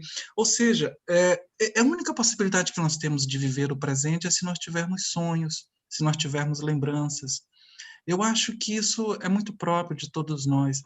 Agora, viver essa concretude do presente é que eu acho diferente, né? É um conceito diferente, que é aquela coisa mais do normótico, né? Aquela coisa de alguém que não sonha e que, portanto, também não tem lembrança, não tem esperança, né? Eu nem diria que toda esperança, porque ele não trabalha com esse conceito, mas toda a existência dele está calcada, né, em sentir-se ali vivo naquele momento. Não, nós podemos, né, nos sentir vivos lá no futuro. Eu diria que a gente só precisa relativizar um pouco essa frase. Eu acho que todos nós, né, se nós estivermos mantidos com esse impulso de querer existir, que eu acho que agora a gente pode associar esse conceito com de esperança, sabe? Esse impulso de querer existir é alguma coisa que me faz ir em direção a um lugar que eu desconheço, não sei o que existe, mas que eu quero ir. Eu quero ir. É o futuro? É o outro? É a realidade? É um objeto? É o além de tudo isso? É uma transcendência? Eu não sei, mas enquanto eu tiver o impulso de querer existir, me parece que eu estou caminhando, né? Eu estou indo em direção, né? Eu estou conseguindo ter a esperança. E os animais não vivem só no presente, não. É isso. Henrique, eu achei ótimo exemplo da tua cachorrinha, porque a gente também tem uma cachorrinha que faz exatamente a mesma coisa, que ela fica sentada no sofá, na ponta, olhando para a porta, e não faz nada, não come, enfim, né? Nos instalam a culpa, assim, de uma forma terrível. Exatamente, exatamente. Tem uma outra colocação. Oi, Ana, pode falar. Só uma contestação. Eu já penso que se a cachorrinha tivesse esperança, ela teria naturalmente se alimentado. A cachorrinho, o seu gato, seja lá o que for. Se eles tivessem certeza que os donos voltariam, eles naturalmente teriam se alimentado. Eles não se alimentaram. Quem sabe, a meu ver, porque eu concordo com essa questão de que a esperança é do humano. Então, se eles tivessem a esperança ou certeza de que vocês voltariam, eles simplesmente teriam se alimentado, continuado a vida deles. É só para problematizar mesmo. E que, olha, antes de mais, por tudo, sua fala foi excelente e foi muito bom. Gente, às vezes eu desligo a câmera, mas eu só desligo a câmera, mas eu sigo com o meu celular na mão. Eu vou lá, pego um papel, olho, escrevo uma coisa, vou encontrar o texto, mas eu sigo acompanhando. Obrigada, Henrique, por tudo. Nada, beijo, Ana. Eu acho que essa questão da câmera tem ligação com uma outra questão que foi escrita aqui no chat também, né? Mas antes de eu falar dessa questão, queria só fazer um comentário. Eu achei muito interessante quando tu diz, Henrique, da nossa necessidade de ver as pessoas, né? Agora a Ana falou da câmera ligada, né? Então, a gente precisa ver o outro, né? Eu acho que é muito interessante da forma como tu comentou, e isso tem conexão com o que a Mônica Dib escreveu ali no chat. As crianças que atendo não gostam das aulas online, sentem-se sozinhas, mesmo vendo os colegas na tela. Isso cria uma tensão alta, que normalmente é projetada nos pais ou irmãos. A tela por si confirma a humanidade ou não? É uma pergunta da Mônica, não sei se ela quer falar. Mônica, gostaria de falar? Aqui. Não, gostaria de ouvir o Henrique, estou gostando muito. Sobre essa questão que tu traz, as crianças que não gostam das aulas online. Isso. Como é que tu vê, Henrique? A solidão das crianças em si, né? Eu acho que, de alguma forma, todos nós, eu acho que isso que nós estamos fazendo aqui, por exemplo, nos atiça a querer um pouco mais do outro. Né? Nos atiça a querer um pouco mais. Então tá, o próximo espaço vai ser daqui a meia hora, quando nós terminarmos, a gente se encontra ali naquela cafeteria e todo mundo vai bater um papo e conversar. Não dá. E isso é frustrante muitas vezes. Então eu vejo que, se por um lado essa questão da tecnologia veio como algo que nos ajudou bastante, ela veio como um elemento que não pode vir para ficar no lugar do encontro. Isso seria desastroso. Né? Eu leio alguma coisa ou outra nesse sentido e fico pensando, não, eu não quero abrir mão do encontro, eu quero ter a possibilidade de ter um ponto de partida novo, inicial, né, ali um pouco corretivo, ocasional, que me supre, que atende um pouco mata um pouco das saudades, né, mas algo que substitui, como eu vejo algumas pessoas dizerem, não. As crianças sabem disso melhor que a gente, porque elas ainda não se curvaram tanto às frustrações, né? Nós já estamos, né, mais ressabiados, nós já nos curvamos mais, nós já nos frustramos muito mais. As crianças ainda são heróicas, elas lutam muito, né, para tentar se manterem, né, no contato com o outro. Talvez ainda estejam desenvolvendo aquela questão de poder brincar, né, sozinhas, ou compartilhar, ou uma vida compartilhada, mas ainda precisam da nossa presença, né? Ainda precisam da nossa presença. Querer ensinar uma criança, às vezes, muito pequena, a já ver as vantagens do online tem sido uma tarefa desastrosa e muitos professores eu tenho ouvido, muitos não, mas um ou outro, eu tenho ouvido falar do desespero que isso causa neles, por eles verem justamente algumas crianças assim, desligadas, quantos pais não enfrentaram duras questões, e aí eu estou lembrando também de algumas falas que chegaram, dizendo, minha filha precisa de terapia porque ela não fica quieta, ela não presta atenção nas aulas. Aí eu fico pensando, mas como isso é possível? Se para a gente é possível, se para a gente é difícil, imagina para uma criança que ainda luta para manter-se, né, no seu brincar, na sua criatividade, no encontro com o outro. Isso eu só consigo imaginar que, de alguma forma, isso exige de nós um novo arranjo, uma nova possibilidade de lidar com a realidade. No início da pandemia, eu lembro que era uma fantasia de muitos professores e de escolas tentar manter as coisas como se não houvesse mudança, né? Como se simplesmente fosse ligar um computador, um tablet, um celular, e a criança iria estar ali. Nós, mais adultos, corremos atrás da tecnologia, porque nós estávamos desesperados pelo outro, nos enchemos de compromissos, de encontros, assim, porque nos vimos esvaziados. Mas a criança ainda lutava, né, pelo seu encontro real. E aí eu vi muitas escolas fracassarem nesse sentido, muitos programas, muitos planejamentos que tiveram que ser refeitos, né, muita carga horária que teve que ser diminuída ou modificada para uma coisa ou outra. Por quê? Porque não ia funcionar do mesmo jeito que estava antes. Não tinha como. Talvez a gente tenha que trabalhar com alguma coisa híbrida no futuro, mas isso ainda está para ser descoberto, né? Uma fórmula mais adequada. Uma geração ainda vai ter que se formar no meio disso tudo, né, desse caos todo, para a gente descobrir que mundo é esse que vai surgir depois disso. O fato é que ficar desejando o retorno do normal, não sei se ainda é uma possibilidade. Talvez a gente já tenha que pensar de forma mais criativa agora, em como lidar com essa nova realidade, que vai ficar alguma coisa dela. Que vem depois, né? Depois vai ter uma nova fase, uma nova adaptação a tudo isso, né? Quem tem inscrito para falar é a Anne, e depois a Maria de Fátima Dias, e tem uma colocação da Ivete que eu acho interessante a gente abrir para discussão também. Anne, pode falar.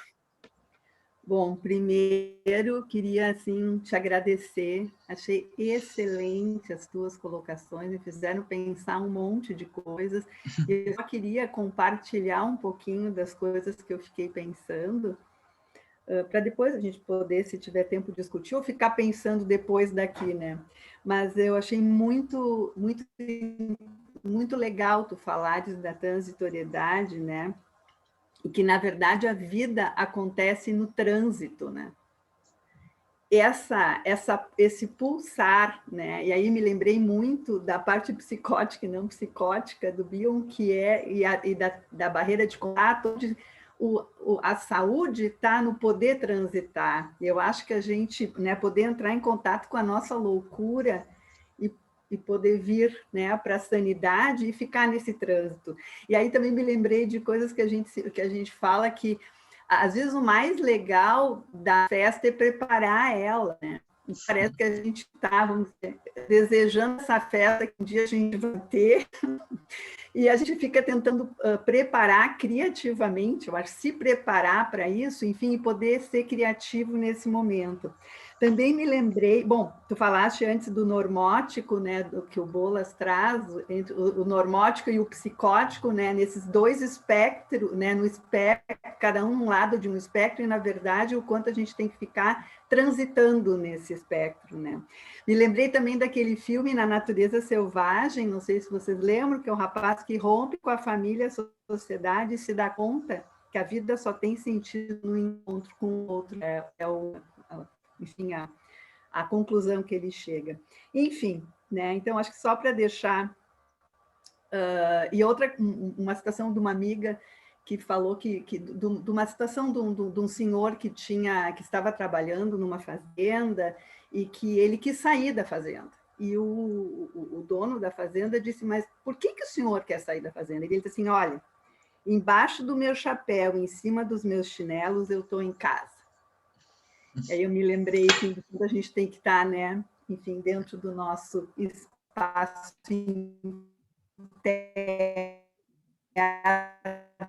para poder suportar as coisas, se der tempo para a gente conversar mais um pouquinho. Muito obrigada, adorei. Obrigado, Anne. Henrique, não sei se você quer fazer algum comentário, eu quero ouvir a Maria de Fátima e depois comentar tudo junto, como é que tu prefere? Não, vamos, eu acho que a Anne, eu não sei se ela me fez uma pergunta, não, acho que ela fez uma colocação maravilhosa. Sim. É isso mesmo. Seguiu pensando, integrando as ideias todas, né? É isso mesmo. Trouxe o Bion também, né? É. Viu o Bion na tua fala também, né? Pois então, pois é. Essa questão da transicionalidade, né? Ou seja, esse viver que se dá em meio, né? Esse viver que se dá em meio, esse viver que, embora seja compartilhado, a gente faça uso dos objetos, a gente nunca vai abrir mão, como o Winnicott dizia também, né? Nunca vamos abrir mão da nossa capacidade de ilusão, de sonho, de fantasia, de esperar, né? Enfim, de construir na nossa fantasia alguma coisa, mas que a gente realiza junto à realidade, a gente realiza junto aos objetos, junto ao outro, né? Por isso que no início eu quis enfatizar muito isso, que não se trata de uma escolha, né? Ou de uma perda de uma coisa para se transformar em outra, não. Se trata de encontrar cada vez mais agora os prazeres de estar numa vida compartilhada. Tem uma colega que, inclusive, falou sobre isso, depois a gente conversa. Mas vamos lá. Então, Maria de Fátima. Bom, gente, bom dia. Henrique, ouvir você hoje foi, assim, um presente para o final de semana e um presente para muito tempo, né? E outro presente foi essa frase da Anne, né? Embaixo do meu chapéu e em cima do meu chinelo, eu estou em casa. Eu não vou esquecer de forma alguma, vou escrever, né? É para lembrar todo dia. De fato, ela sintetiza, né? Se nós pudermos afirmar isso, nós nos integramos, né? Uma beleza de frase. Bom, Henrique, eu gosto muito de te ouvir, porque eu penso que essa sua formação na área de ciências sociais faz leva a uma síntese muito importante para nós, que você faz uma costura, tem um itinerário entre, né, a psicanálise e aquilo que o Winnicott depois vai nos dizer. Bom, a gente tem que se tornar um ser humano para quê? Né? A gente tem que se tornar uma pessoa integrada para quê? Né? Para estarmos bem conosco mesmos, com o outro, estarmos no mundo e contribuirmos para esse mundo. E você traz isso para a gente de uma forma muito bonita com toda a tua fala. É difícil destacar um aspecto que você apontou, porque foi uma síntese maravilhosa de tudo que a gente precisa considerar para entender os tempos que estamos vivendo. Né?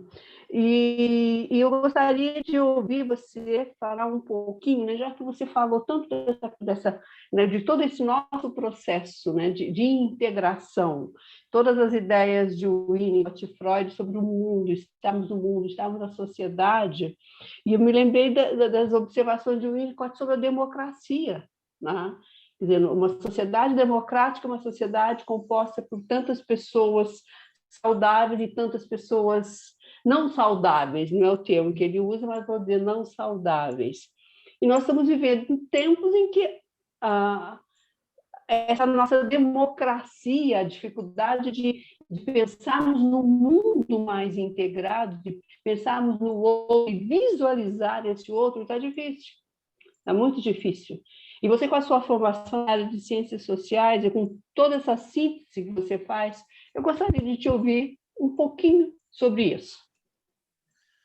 Fátima, mais uma vez, muito obrigada. Eu que agradeço, Fátima. Você está por aqui. É uma honra para mim quando você está presente em algum encontro assim, eu acho maravilhoso.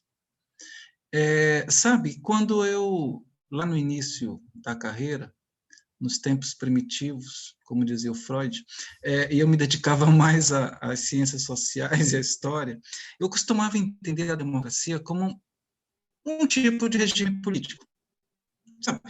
Como se fosse entre outros.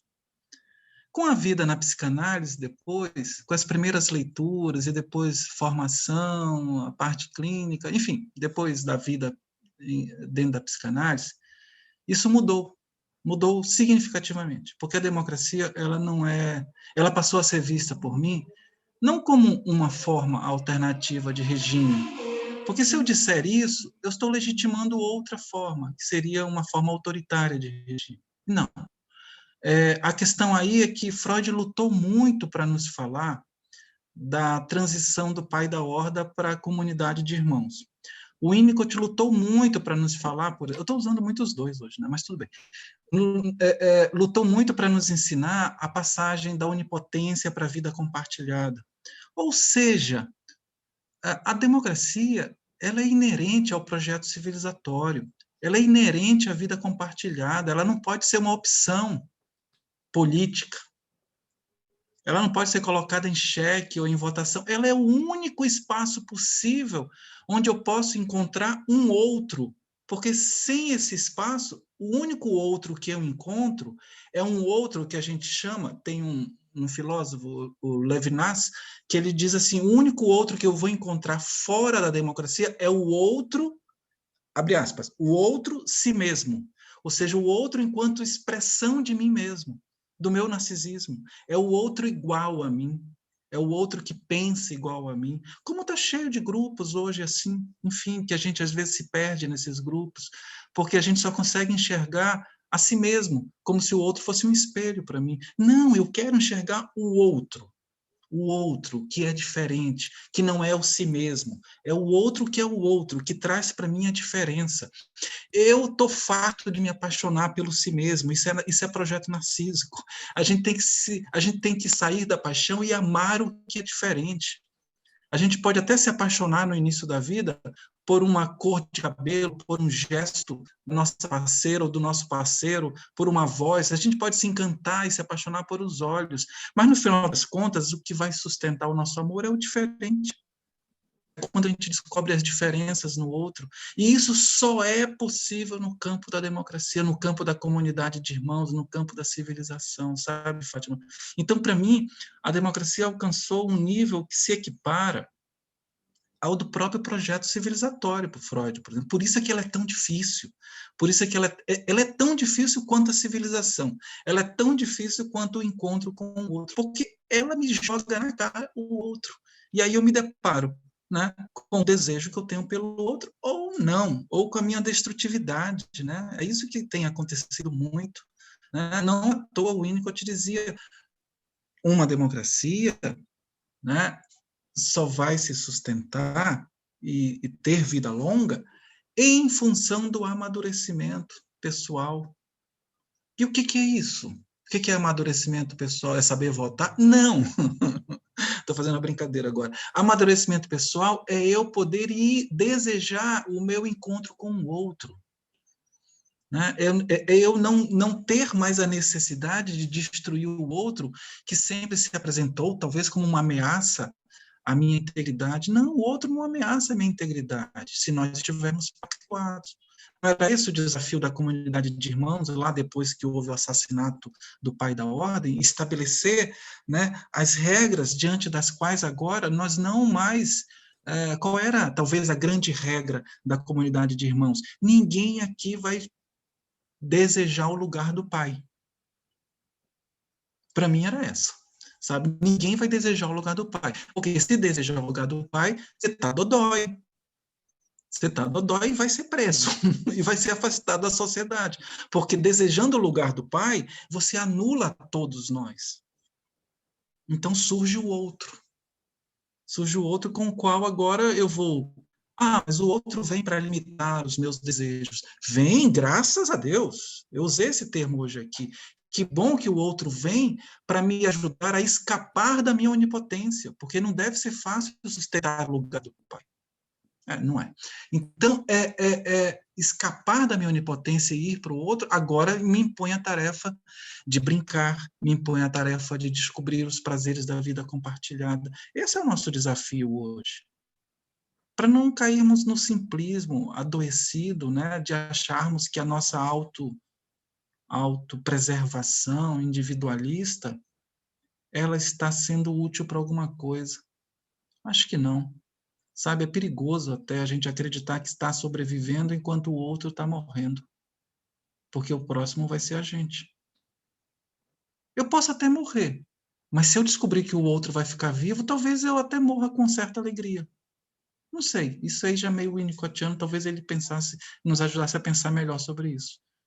Mas ter que sobreviver sozinho, isso não. Isso está bem distante do civilizado e do humano, né? Bom é estar com o outro. A criança sabe disso, né? Aquilo que a gente estava falando, a criança sabe. Ela precisa, né? Como esse Cine colocou ali também, ela precisa do outro vivo ali do lado dela, né? Ela precisa. Talvez a gente, ao envelhecer cada vez mais, a gente se torne essa criança que vai ainda lutar como vanguardistas no desejo pelo outro. Talvez venha uma geração que cada vez mais aprenda a dispensar o outro, mas nós vamos ainda desejar o outro, e nós vamos ter sempre algo a ensinar também. Né? Eu vejo pessoas que às vezes se surpreendem com certas simplicidades na vida, e são maravilhosas. Né? Mas tudo isso depende muito disso mesmo que a Anne colocou, né? Do que eu estou experimentando nessa coisa que acontece entre o meu chapéu e meu chinelo, né? Que é para a gente poder se sentir vivo e se descobrir com capacidade de andar, de se movimentar. Eu vejo assim, sabe, Fátima, a democracia não é uma opção, ela é a nossa civilidade, é dentro dela que a gente pode se apaixonar pelo outro, senão eu vou ter que me apaixonar por mim. E aí vou ter que encontrar um monte de mins por aí pelo mundo. Existe isso? Não sei. Mas um monte de eus, assim, idênticos a mim, pelo mundo. Não tem graça. Para mim, não tem graça, não. Maravilhosas essas reflexões. Pode falar, Maria de Fátima. Exatamente. Só para fechar essa ideia do Henrique, que beleza de ampliação do conceito de democracia. Né? Você foi realmente...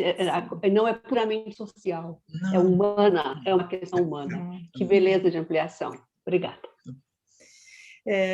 Eu estou aqui controlando o tempo, né, ouvindo, me deliciando com esse debate, com essas contribuições também do Henrique e de vocês, mas eu tenho que encerrar pontualmente ao meio-dia, né, o Simpla encerra ao meio-dia, né?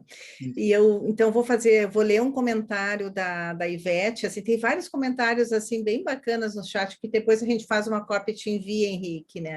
Mas tem um aspecto bem que eu acho interessante da gente discutir, que a Ivete traz, e depois a Joana quer falar também, que ela apontou a mão, então daí a gente vai para a finalização e ainda tem o sorteio, né? Ela fala, a Ivete, que se preocupa com a duração da pandemia, que estamos num momento de desvitalização maior e medo maior do início, como um aspecto do tempo do isolamento. Então, Henrique, o que tu tem para dizer? Eu acho que é um aspecto muito importante a gente falar sobre o tempo, né?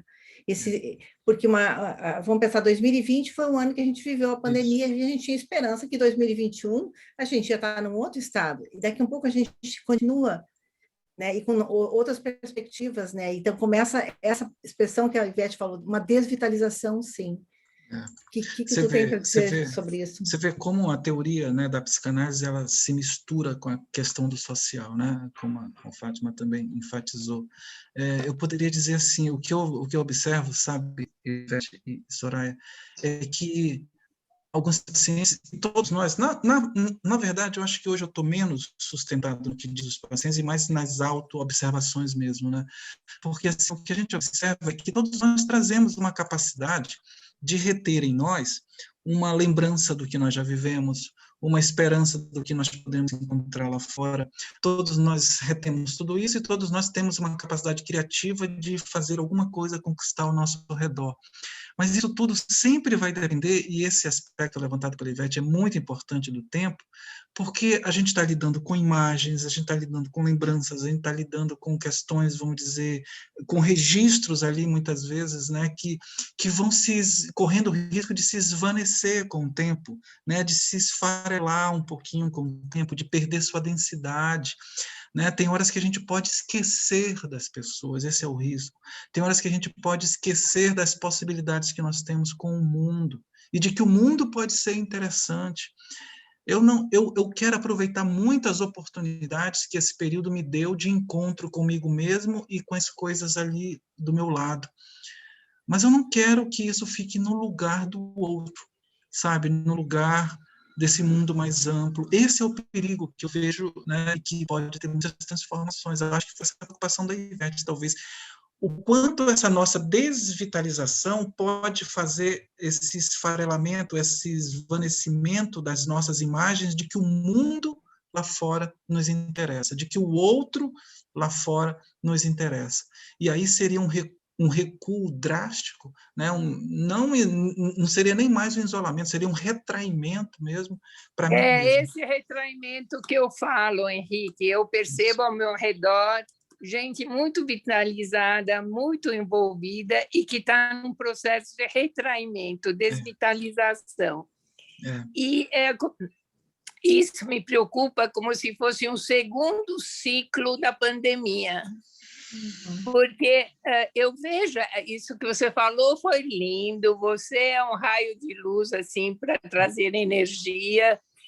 E você, dentro da pandemia, no nosso grupo, teve um papel super importante de abrir espaço para os nossos encontros. Lembra?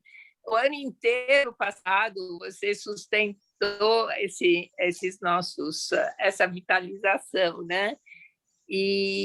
Mas eu vejo hoje assim uma qualidade diferente que me preocupa nas suas sequelas, vamos dizer, do quanto a pandemia, esse momento de isolamento, pode trazer um tipo de esse retraimento, mas quase contra essa energia desse espaço de apropriação necessário, de expansão cultural, do prazer de se apropriar com o meio, sabe?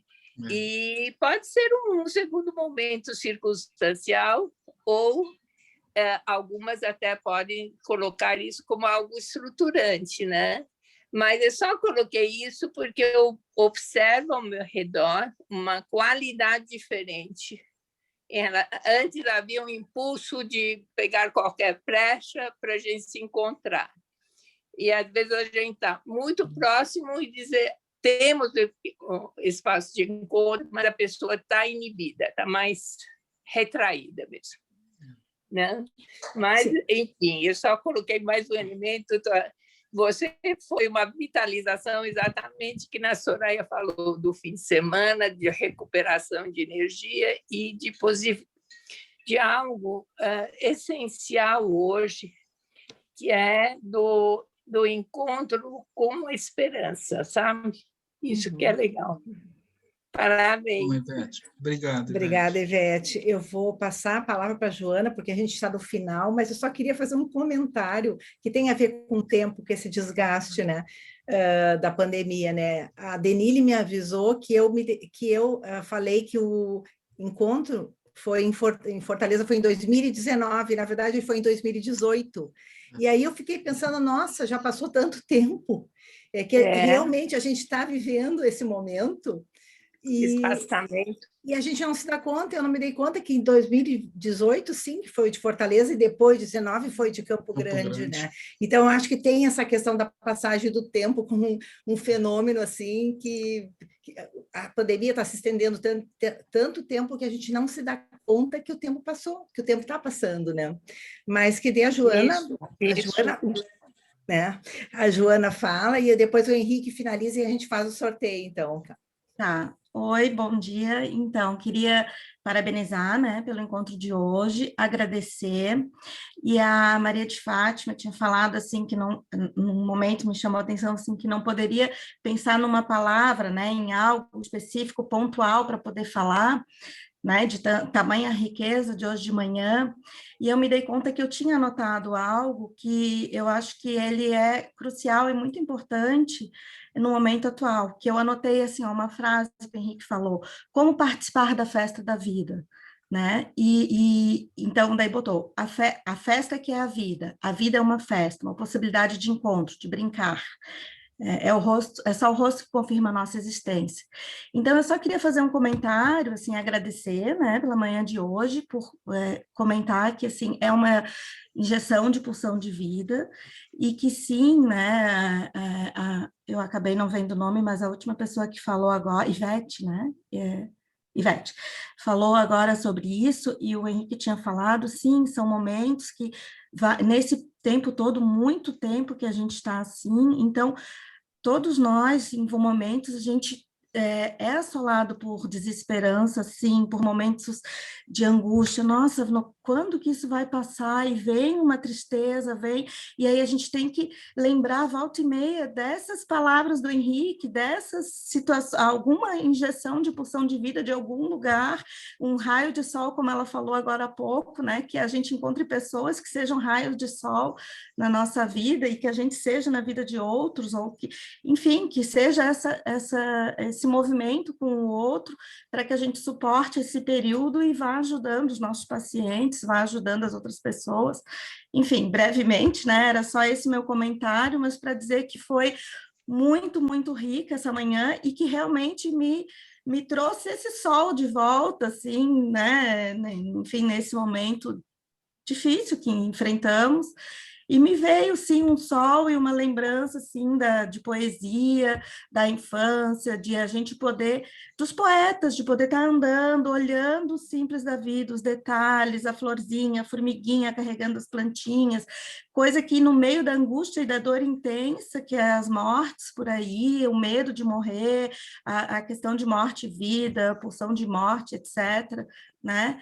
Tudo isso invade a gente, então, enfim, tá? Não vou me alongar, mas era só para ressaltar a questão da pulsão de vida, e que eu acho que é muito, muito importante em todos nós, que a gente consiga se vitalizar, né? Para poder ajudar os pacientes, ajudar as crianças, nossos filhos, enfim, era isso. Muito obrigada, Henrique, adorei te ouvir e adorei podendo falar aqui e estar aqui na manhã de hoje. Obrigada. Gente, a gente tem que finalizar, porque são os dados da realidade, né? O Simpla vai acabar com a reunião ao meio-dia. Então, 2 minutos, Henrique, e depois a gente vai para o sorteio. Tá. Joana, obrigado pelas tuas palavras. Eu acho que a gente... hoje eu já estou em paz com isso, né? Porque a gente só sabe realmente o que falou, o que escreveu depois que conclui, né? Então, hoje eu já não me esquento mais muito com as minhas ansiedades quando eu vou falar alguma coisa, não. Então, eu descobri que hoje eu tinha 2 objetivos aqui, né? Eu só descobri agora. O primeiro é que a gente não precisa ter tanto medo dos nossos conflitos, das nossas dores, das nossas ansiedades. Eles são a manifestação do nosso dinamismo. Eles são um chamado para que a gente possa encontrar novos arranjos. O conflito é inerente, ele faz parte, ele é um lembrete para a nossa saúde, né? A gente não precisa se assustar tanto com isso. O segundo é não esquecer, né? Lutar muito para, em meio a todas as promessas e prazeres trazidos, sim, por esses movimentos introspectivos, por esses encolhimentos do mundo, por esses prazeres que nós encontramos na tecnologia hoje sozinhos, em casa ou junto com a família, a gente não esquecer que talvez nós tenhamos feito tantos esforços de amadurecimento para encontrar o outro. Então, para uma vida mais compartilhada. Se a gente não esquecer disso, já é muito bom. A gente vai continuar lutando, a gente vai continuar se empenhando, né, nesses novos arranjos. Seria muito lamentável a gente esquecer disso, né, para viver uma vida muito solitária. Ela pode ser vivida, mas eu não sei se aí, né, a gente faria jus a tanto que o Winnicott deixou para a gente em termos de brincar, em termos de uma vida criativa, em termos de vida compartilhada. É isso, gente. Muito obrigado. Soraya, fica contigo. Nós que agradecemos, e a gente vai rapidinho para o sorteio. A gente tem um ajudante aqui, né? Que é o filho da nossa secretária ali, ó, que ele vai tirar um papelzinho dos inscritos, né? Henrique, muito obrigada mesmo. Assim, estava muito bom. Foi uma manhã muito agradável. né? Vamos sair pensando muitas coisas. E aí, nosso ajudante? Adriane Rose. Não Adriane está Rose está presente. presente. Patrícia Silva. Está aí a Patrícia? Não, vamos lá. Vamos ir. A gente ainda tem tempo. Lucas Araújo Coutinho. Também se foi. Em 1 minuto, gente, vai terminar. Só 1 minuto. Vai Ah! lá. Se por acaso acabar, a gente vai sortear e vai mandar pelo correio. Miss Maria. Não? Vai lá, outro. Daniela Francini. Não. Eu tô Nossa. olhando aqui. É que saiu muita gente já. Vai lá. Edilaine Vai lá. Franco. Edilane? Não, também não. Meu chapéu. Vai lá. Elenir Freitas Rodrigues. Não. Ah, tá aí, tá aí, Elenir, tá aí. Ah. Elenir, Quem tá é, aí. quem é Elenir? Dá só um oi. Elenir? Elenir, tá, a câmera tá desligada e talvez não possa sei se ela tentar está por aí. É.